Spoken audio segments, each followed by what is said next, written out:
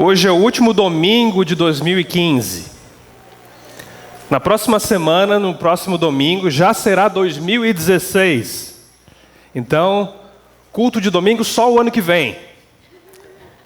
E sendo o último domingo do ano, vale a pena a gente considerar algumas coisas que aconteceram nesse ano que passou, refletindo, avaliando e projetando algo para o próximo ano, pensando, programando, analisando, principalmente as coisas que estão relacionadas às nossas decisões. Por que decisões? Porque a nossa vida, ela é formada por um conjunto de decisões que tomamos. O que você é hoje é com base naquilo que você decidiu e escolheu no passado. A sua pessoa física, espiritual, emocional, familiar, financeira, é hoje do jeito que é, com base em escolhas e decisões que foram feitas ao longo de toda a sua vida até esse momento. E as suas decisões a partir de agora vão definir o seu destino. Porque o destino não é algo que ocorre ao acaso, ele é um conjunto de decisões tomadas ao longo da vida também. Então repita comigo: minhas decisões definem o meu destino. De novo, as minhas decisões definem o meu destino. Por isso que elas são importantes. Mas como tomar decisões sábias, como tomar decisões sensatas, para que lá na frente, ao fazer uma retrospectiva, não haja arrependimento, não haja tristeza, não haja remorso, não haja arrependimento. Como você quer ser daqui a 10 anos, 20 anos? Quais decisões você precisa tomar para chegar lá? E como chegar lá sem estar arrependido, sem olhar para o passado com tristeza e com aquele sentimento de que algo deu errado? Infelizmente, muitas pessoas sofrem hoje no seu casamento, na sua família, porque as decisões que foram tomadas, não é que não houve decisão, mas as decisões, elas não foram de acordo com o propósito de Deus, com o padrão de Deus, o tempo de Deus e a forma de Deus. E saiba que Deus tem aquilo que é bom, perfeito e agradável para aqueles que o seguem. E se você alinhar o seu pensamento, as suas decisões, as suas escolhas, com aquilo que Deus orienta, lá na frente, você vai ter um futuro de paz, prosperidade, segundo a vontade de Deus. Acompanhem comigo um texto que está em Gênesis 13, do versículo 5 ao 13. É uma história conhecida, eu creio que você conhece, é a história quando Ló e Abrão se separam. Uma decisão foi tomada. E essa decisão que Ló tomou, ela afetou o curso da sua vida, afetou a sua família, afetou a sua esposa, afetou as suas filhas. E vamos ver. Versículo 5. Ló, que acompanhava Abrão, também possuía rebanhos e tendas, e não podia morar os dois juntos na mesma região, porque possuíam tantos bens que a terra não podia sustentá-los. Por isso surgiu uma desavença entre os pastores dos rebanhos de Abrão e os de Ló. Então Abrão disse a Ló: não haja desavença entre mim e você, ou entre os seus pastores e os meus, afinal somos irmãos. Aí está a terra inteira diante de você, vamos separar-nos. Se você for para a esquerda, irei para a direita, se for para a direita, irei para a esquerda. Olhou então Ló e viu todo o vale do Jordão, todo ele bem irrigado até Zoar. Era como o jardim do Senhor, como a terra do Egito. Isso se deu antes do Senhor destruir Sodoma e Gomorra. Ló escolheu todo o vale do Jordão e partiu em direção ao leste. Assim os dois se separaram. Abrão ficou na terra de Canaã, mas Ló mudou seu acampamento para um lugar próximo a Sodoma, entre as cidades do vale. Ora, os homens de Sodoma eram extremamente perversos e pecadores contra o Senhor. Vamos orar novamente. Santo e amado Deus, estamos aqui essa noite clamando a Tua presença, a Tua unção, a Tua revelação, que a palavra do Senhor traga entendimento, traga instrução aos nossos corações. Santo Espírito, abre, Deus, o nosso coração para receber a palavra viva do Senhor. Para receber o pão que vem do céu e alimente a nossa alma, o nosso espírito. Senhor, traz revelação em nome de Jesus, abre o nosso entendimento. Queremos sair aqui essa noite com conhecimento renovado, com conhecimento revelado que veio do Senhor. E que nesse ano de 2016, eu e os meus irmãos possamos tomar decisões sábias, sensatas, que vão produzir crescimento, produzir desenvolvimento espiritual, familiar e no reino do Senhor, em nome de Jesus. E que toda força contrária caia por terra nesse instante. Amém. Ló, sobrinho de Abrão, teve aquele desentendimento porque a prosperidade era grande, tanto para um quanto para outro. Um cresceu, o outro cresceu também, eles não conseguiam conviver, pois era muito o patrimônio deles. Então eles ficavam tão próximos que havia desavença, havia briga entre os pastores, entre os funcionários que eles tinham. E a decisão foi, vamos, cada um para um canto. E Ló teve a opção de tomar a primeira decisão. Se ele escolhesse para um lado, Abrão ia para o outro. E foi dado a ele esse poder de decidir para onde seguir, o que fazer. E ele olhou para um lugar onde era agradável aos seus olhos, onde, segundo o seu entendimento, o seu pensamento, era possível ele criar ali todo o seu rebanho, ele conduzir todos os seus negócios de uma forma tranquila, próspera, pois a terra era boa, a terra era agradável. Ao olhar já estava claro, o melhor caminho, o caminho mais fácil para se estabelecer é por esse aqui, próximo de Sodoma e Gomorra. Mas ele não tinha refletido que a localidade para onde ele estava se dirigindo era perto de uma cidade onde as pessoas eram perversas, malignas, maldosas, e aquilo trouxe consequências para ele. Por quê? Porque essas duas cidades, elas eram tão pecaminosas, tão malignas, que Deus escolheu destruir as cidades. Mas nessa cidade estava Ló e sua família. E você conhece a história, por intercessão de Abraão, Deus permite que os anjos vão até aquela cidade, salvem a vida de Ló, seus familiares. No meio do processo, a esposa dele comete uma desobediência, ela é transformada numa estátua de sal, fica para trás, a cidade é destruída, a família é dividida. Então houve uma série de consequências negativas na vida desse homem Ló, porque ele decidiu de forma equivocada, seguindo um caminho mais fácil e mais agradável. Mas como não cometer o equívoco que Ló cometeu? Como em 2016 as suas decisões podem ser acertadas? E você vai dizer, com a graça de Deus eu estou acertando em cheio. Eu estou seguindo por caminhos corretos e não caminhos de destruição. Então vamos a alguns conceitos. Não existe ser humano mais miserável do que aquele que nada lhe é habitual a não ser a indecisão. Tão ruim quanto fazer decisões erradas é não decidir. Você já conviveu com uma pessoa que ela é totalmente indecisa? Você pergunta, o que a gente vai comer hoje? Ah, não sei, escolhe aí. Ah, onde é que a gente vai? Ah, não sei, decide. A pessoa precisa tomar uma postura na sua vida, ela não sabe que caminho seguir, que curso fazer, que emprego aceitar, não sabe que pretendente escolher, não sabe que decisões financeiras ela vai tomar, se ela organiza a sua vida financeira, se ela vende um bem para quitar dívidas. Há uma indecisão completa na sua cabeça. A pessoa ela está retraída pelo medo e não decide nada.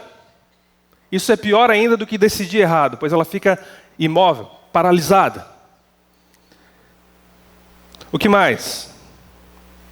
Como tomar decisões equivocadas? Então a pessoa decide, não, eu vou tomar postura. Então ela parte para alguns meios que vão orientá-la a como tomar decisões. Mas só que esses meios são equivocados. Eu posso tomar decisão jogando dado? Posso? Eu posso, mas isso é certo? Não é. Eu posso dizer, Deus, se eu quer que eu me case com essa pessoa, jogar o dado. Se cair no 6 eu caso, se cair nos outros eu não caso. Tem gente que vive assim.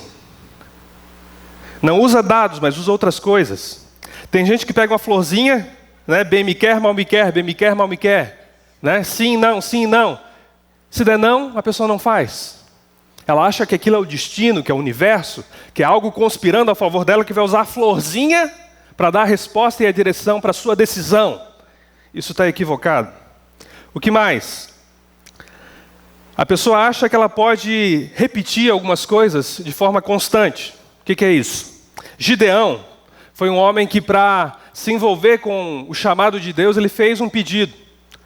Que se ele colocasse um novelo de lã ao tempo, e aquele novelo de lã ficasse encharcado e a sua volta seco, era um sinal de que Deus estava chamando ele. E no outro dia ele repete o processo. Se tivesse o novelo seco e tudo encharcado em volta, Deus estava confirmando.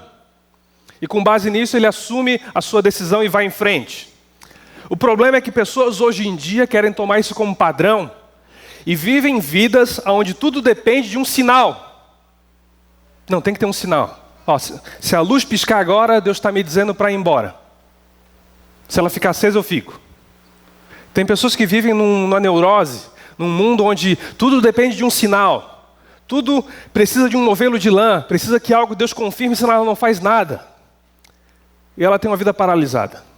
O padrão do Novo Testamento não é esse. Você não vê no Novo Testamento pessoas colocando novelo de lã, você não vê pessoas lá pedindo alguma coisa, algum sinal físico, se isso aqui cair, Deus está falando, se não cair, não está. Não há. O que mais? A roleta bíblica, a caixinha de promessa. A gente já falou isso no Tadel, o pastor falou que tem pessoas que abrem a Bíblia, apontam o dedo e acham que ali é Deus falando. Não é. E de tanto fazer isso, a sua Bíblia vai ficar viciada e vai cair sempre nos mesmos lugares. E as pessoas que pegam lá o versículo da caixinha de promessa, né? Caixinha de promessa, só tem coisa boa, né? Então a pessoa vai, Deus me fala alguma coisa, né? Mas ali só tem coisa boa. Então ela só vai pegar o quê? Coisa boa. Às vezes a vida dela precisa de uma repreensão, de uma correção, de uma mudança de rota, mas ali só vai ter coisa boa. Então, não é assim que se decide as coisas, que se orienta. Que mais? Pessoas que vão atrás dos profetas, as profetisas, as pessoas que vão decidir por ela. Liga lá, ô irmãzinha tal, eu estou passando isso, isso, isso. O que Deus está te dizendo que é para mim fazer? Então a pessoa transfere a sua responsabilidade para outra pessoa, e acha que Deus vai usar aquele terceiro para decidir por ela e dizer, olha, fulano faz isso, isso, isso. Olha, quanta gente eu conheço que teve casamento arranjado por meio de profetada, vendeu casa, vendeu bem, se mudou para outra cidade, se deu mal, faliu, quebrou. Pessoas que tiveram relacionamentos rompidos por falsas profecias, falsos direcionamentos. Então, esse não é o meio. Deus pode até usar pessoas para confirmar aquilo que Ele já está orientando, mas não é o modo da palavra de Deus que você procure pessoas, o pastor, o profeta, seja lá quem for, para decidir por você. Você pode ser orientado a receber conselho, mas querer que a outra pessoa te dê uma resposta direta de Deus do que é para você fazer, é querer se isentar de qualquer responsabilidade ou culpa. Porque se não der certo, não, mas foi o profeta que falou, foi o pastor que falou, foi Deus que falou, e deu errado. Então, esse não é o meio. Tipos de decisões. Temos decisões simples e decisões complexas, com a frequência rotineira ou ocasional. É de vez em quando, ou é todo dia. Quanto mais frequente, mais simples. Variáveis, poucas ou muitas. Envolve só alguns fatores financeiros, outros envolve pessoas, envolve finanças, envolve emoções, envolve relacionamentos. O risco é baixo, o risco é alto. É uma decisão que compete só a mim ou a minha família. Ela é de solução fácil ou solução difícil? A roupa que você está usando, você decidiu colocar para vir aqui. É uma decisão fácil, frequente, rotineira. Mas o carro que você compra já é uma decisão mais ocasional, de um risco um pouco maior, envolve um valor financeiro maior, envolve situações mais delicadas. A pessoa com quem você casa, você escolhe uma vez na vida, tem uma decisão extremamente importante. Quanto menor a frequência da decisão, pela importância dela, maior atenção você precisa direcionar para ela, para que ela seja certeira, pois o impacto dela na sua vida vai ser muito grande. A decisão de ter um filho ou mais de um filho, tudo são coisas que escolhemos, decidimos, que vão nos impactar de forma muito grande. Então as decisões são importantes. Mas e agora? Qual o caminho que eu sigo? para ter decisões sábias e decisões sensatas. Primeiro de tudo, não se deixe levar pelo caminho mais fácil. A Bíblia fala que há dois caminhos. Um caminho que é uma porta larga e outro que é um caminho, uma porta estreita. O caminho da porta larga é fácil, é prazeroso, enche os olhos. É como quando Ló olhou para as campinas e disse: olha, para lá que eu vou, lá é bom. Geralmente a decisão mais fácil de se tomar, quando ela é representativa, quando ela é importante, mas eu escolho, não, o que é mais fácil? O que é mais agradável? Apesar de ser fácil decidir, ela vai ser difícil de se conviver, pois lá na frente vai dar problema. Tem pessoas que namoram, entram no noivado, conhecem a pessoa, já passou 1 ano, 2 anos, 3 anos, você já viu o perfil da pessoa, o temperamento da pessoa, como a pessoa se comporta, como ela trata os seus pais. E você sabe que você não vai ser feliz com aquela pessoa. E você já está há um tempo com ela. Então não é fácil romper o relacionamento enquanto um compromisso sério diante de Deus não foi assumido, pois é só um noivado. A pessoa decide ir pelo caminho mais fácil. Não, é mais fácil casar, já estou 5 anos juntos, já estou 6 anos juntos, vamos casar, e deu, e seja o que Deus quiser. E lá na frente vai vir muito sofrimento e muita dor. Mas só que daí não tem como voltar atrás. Pois diante de Deus aquela união foi selada e ela é até que a morte os separe. A pessoa vai ter que recalcular sua rota, refazer algumas coisas, abrir mão de outras, para que o relacionamento dê certo. Mas a decisão ali entre, o que é mais fácil? Mais fácil casar, já que já está noivo, casamento marcado, ou romper o relacionamento e buscar uma pessoa de Deus que há identificação maior? É mais difícil. Então, nem sempre, quase nunca, o caminho mais fácil vai ser o melhor. Geralmente, boas decisões, em situações de crise, numa bifurcação na sua vida, ela vai ter um pouco de dificuldade. O que é mais fácil? Terminar o 2º grau e trabalhar direto? Ou fazer uma universidade, uma pós-graduação, um mestrado, ir atrás, me capacitar, ralar, para ser alguém diferenciado no mercado e lá na frente dar um futuro melhor para minha família? Que decisão que é mais fácil? É mais fácil simplesmente me formar e trabalhar? Ou é melhor eu ter um envolvimento mais difícil agora, fazendo curso, me capacitando, para lá na frente usufruir de algo diferenciado? Então, nem sempre e quase nunca o caminho mais fácil, mais agradável é o melhor. Não tome decisões permanentes baseadas em sentimentos temporários. Você não pode basear a sua decisão, que vai ser permanente, que vai durar anos, com base em algo que você está sentindo naquele momento. Lembra da história de Esaú e Jacó? Esaú chega morto de fome, de uma caçada. Está lá o Jacó com um prato de lentilhas. Ele fala assim: olha, você quer trocar o seu direito de primogenitura, de ser abençoado por Deus, pela nossa família, em troca desse prato aqui?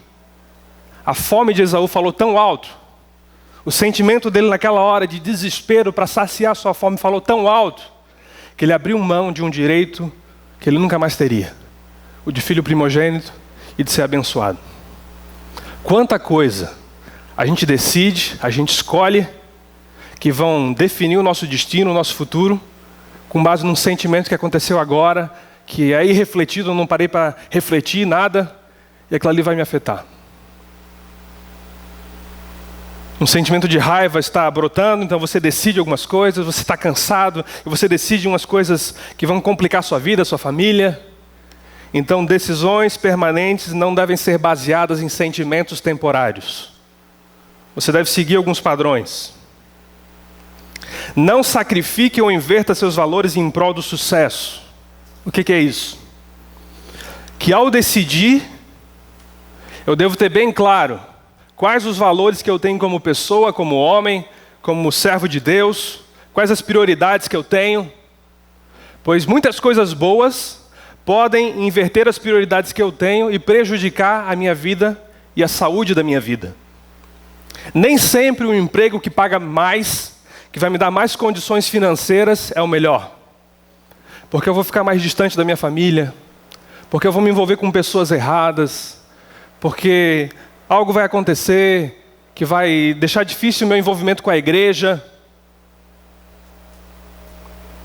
Então, eu tenho que ter bem claro quais são os meus valores. O que eu gosto, o que eu tenho como perfil. Uma pessoa pode ter como valor a estabilidade. Então, ela opta por fazer um concurso público. É coerente. Mas uma pessoa tem como valor a competição, a vida dinâmica, mudança. Se ela fizer um concurso público e ficar trancada dentro de uma salinha por 40 anos, lá carimbando papel, assinando papel, ela não vai ser feliz. Porque o perfil dela, os valores que ela tem, estão muito mais atrelados ao mercado de iniciativa privada do que à área pública. Então a pessoa tomou uma decisão que vai complicar a satisfação dela no trabalho futuramente. Então existem valores que influenciam. Existem perspectivas que a pessoa tem na sua mente, nas suas emoções, que definem quem ela é, que devem ser levadas em conta na hora de tomar uma decisão. Então, o que eu gosto, o que eu quero, o que eu acredito.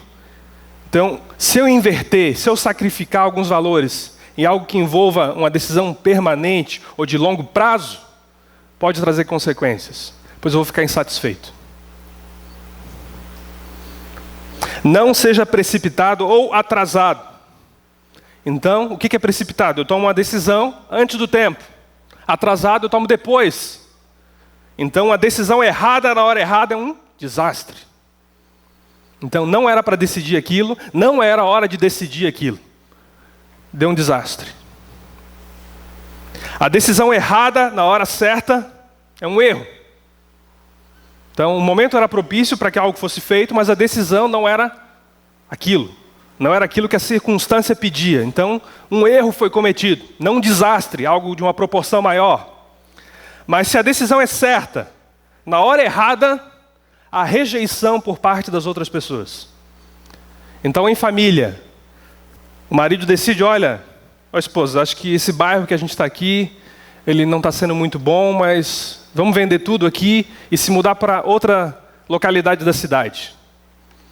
Pode ser uma decisão certa, mas às vezes a hora é errada.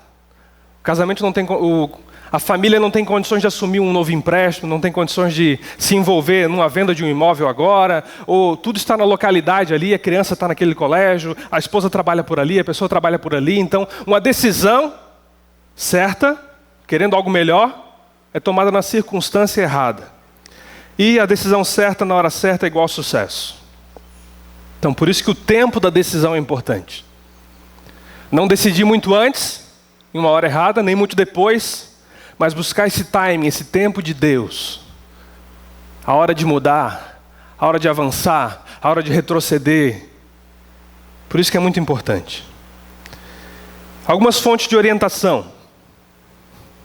Então, se eu não devo ficar consultando a Bíblia lá como roleta, isso não é para ligar para profeta lá, o Disque Profeta 0800. Isso não é para eu jogar dado. O que eu devo fazer? Deus criou você à imagem e semelhança dele. Você tem capacidade, você tem conhecimento, você tem inteligência, você tem algo que ele colocou dentro de você chamado consciência.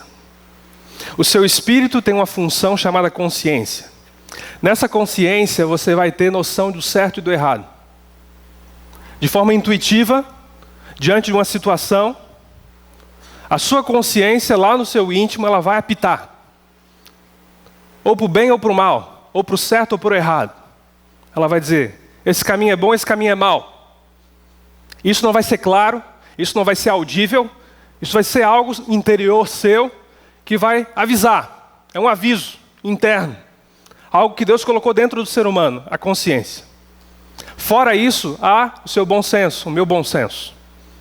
As minhas faculdades mentais de decidir, de escolher, de analisar, de colocar ali um caminho diante do outro caminho, analisar pró, analisar contra, levantar um histórico daquilo. Então as pessoas têm esse bom senso que veio da parte de Deus. Você pode decidir as coisas. Deus não espera que você todo dia de manhã levante e diga: Senhor, que roupa que eu vou usar hoje? O que eu vou comer?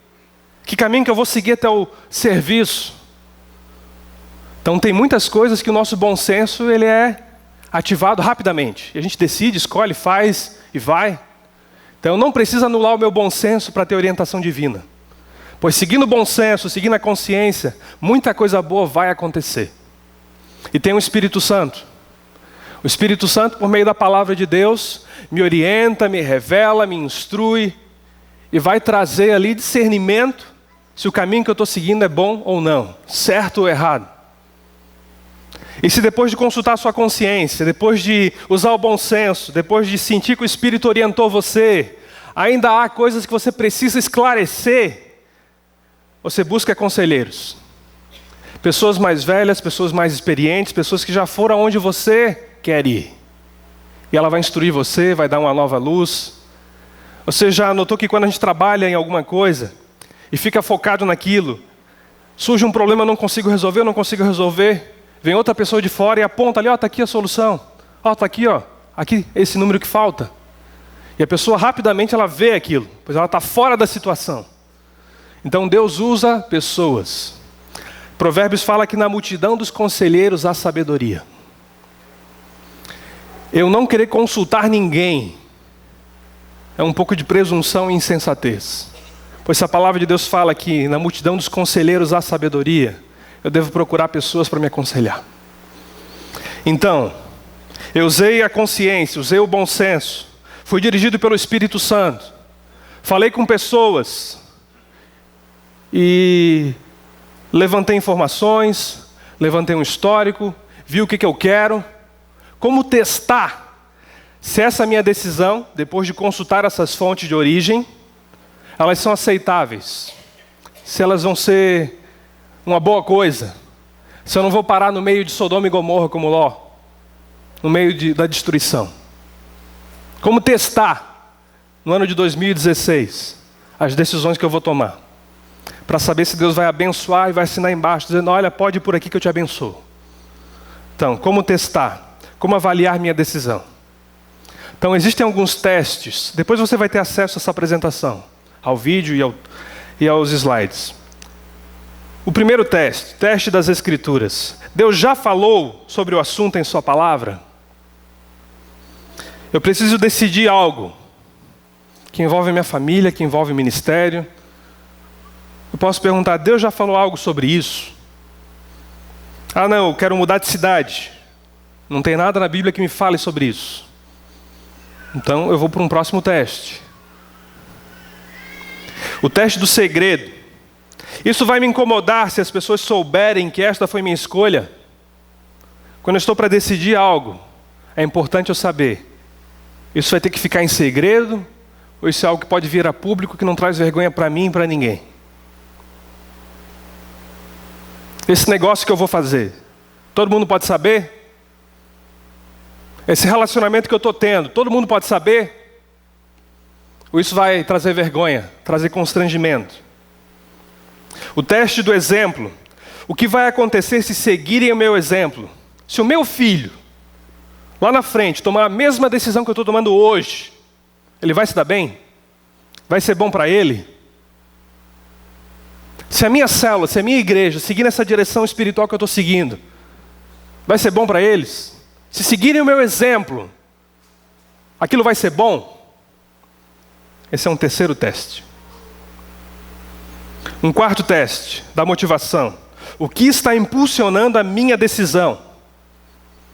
Eu quero mudar de emprego porque a minha família precisa de uma condição de vida melhor? Ou porque eu quero ser maior, eu quero ter mais dinheiro, eu quero ser melhor do que os outros? Eu vou sair da empresa que eu trabalho, abrir a minha empresa na mesma área para concorrer com ele, porque eu tenho ressentimento e mágoa do meu patrão? Ou porque é uma oportunidade que Deus abriu e aquilo ali realmente tem lógica, faz sentido no mercado ali? Qual é a minha motivação? Eu estou casando com essa pessoa por interesse, por amor, porque Deus me mostrou que ela é uma pessoa que eu posso construir a minha vida junto dela? Qual a motivação? Ah, eu vou assumir uma célula, um ministério na igreja. Qual a motivação? Servir a Deus, ajudar as pessoas, ou ter um cargo, ter status, ser visto pelo outro? Qual a motivação que está no meu coração quando eu decido alguma coisa? Dependendo da motivação, o resultado da decisão vai ser bom, abençoado, ou vai ser uma decisão de destruição. Quinto teste. O teste do tropeço. Se eu decidir isso, vai levar outros a tropeçarem com base na opção que eu escolhi? Fazer isso diante dos meus irmãos faz eles pecarem? Faz eles ficarem indignados, eles ficarem bravos, eles ficarem com raiva, com ressentimento? Ou faz eles agirem em amor? O teste da serenidade. Eu já orei, estou em paz com a decisão? Em Colossenses 3,15 fala que a paz de Deus seja o árbitro no nosso coração. O que é isso?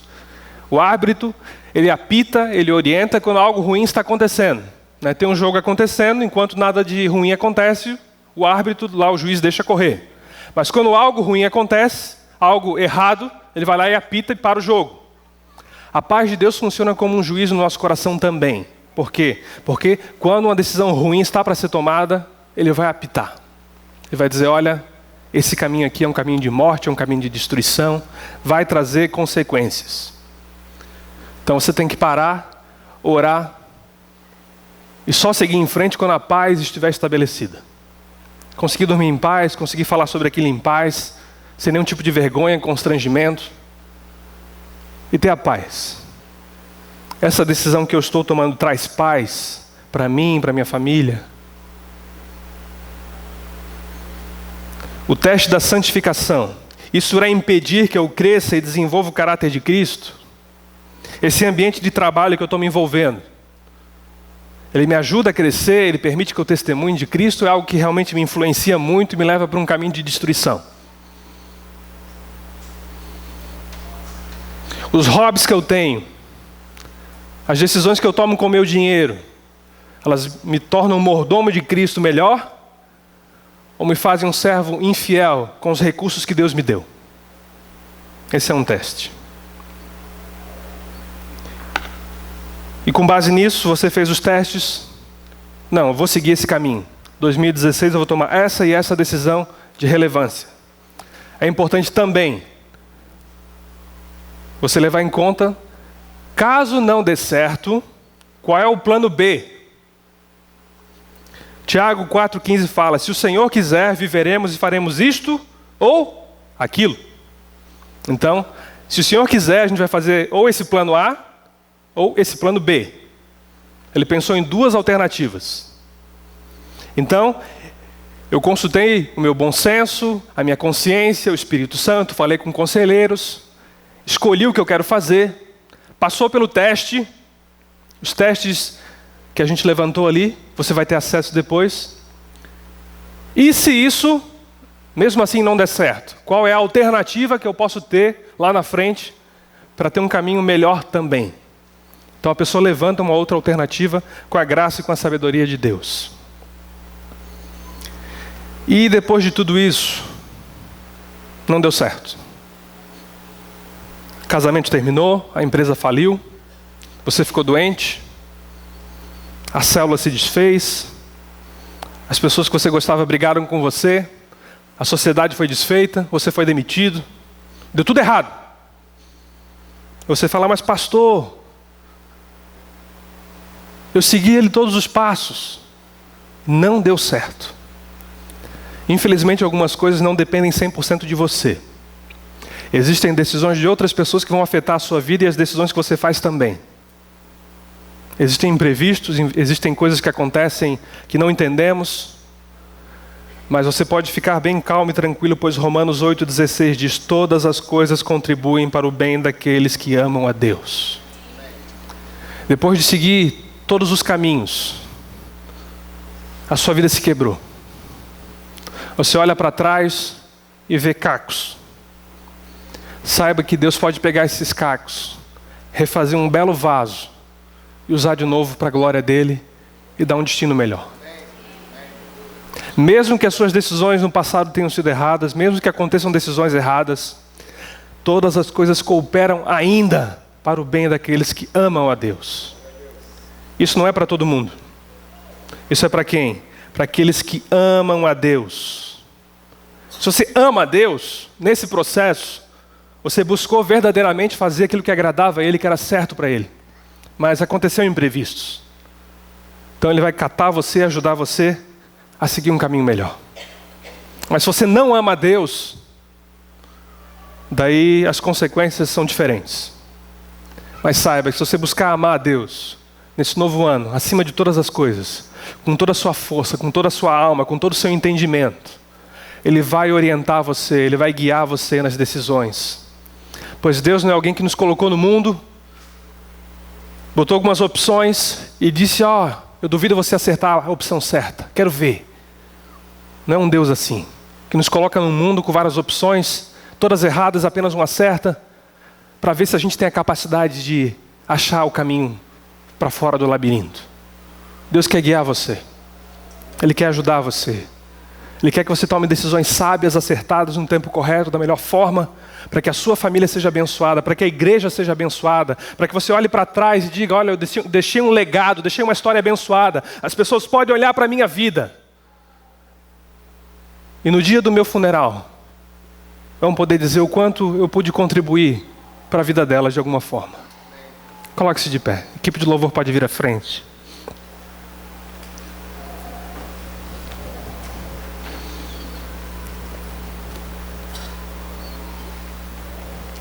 Curva a sua cabeça.